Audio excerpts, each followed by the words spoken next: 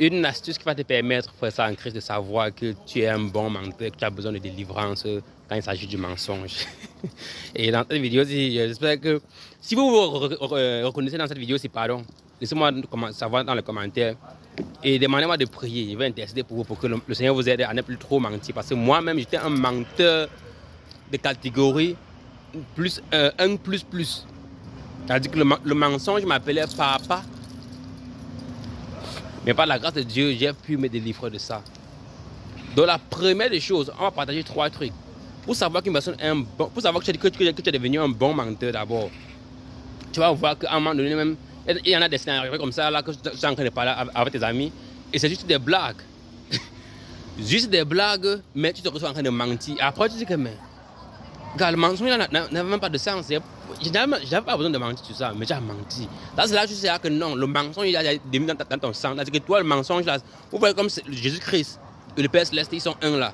Toi, le mensonge, tu es devenu un avec le mensonge. Et le mensonge, le malin, qui est le père des mensonges, c'est le diable. Ça veut dire que le diable, maintenant, tu es devenu son temple préféré. Là, tu es devenu bon dans le mensonge. Maintenant, deuxièmement, vous allez voir que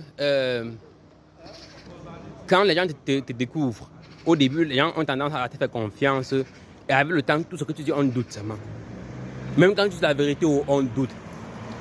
Tu mens, on croit. Quand tu dis la vérité, on doute. Là, tu sais que tu es devenu un bon menteur. Non, là, non. Regarde, si c'est que tu arrives à un niveau où, quand tu dis la vérité, on doute.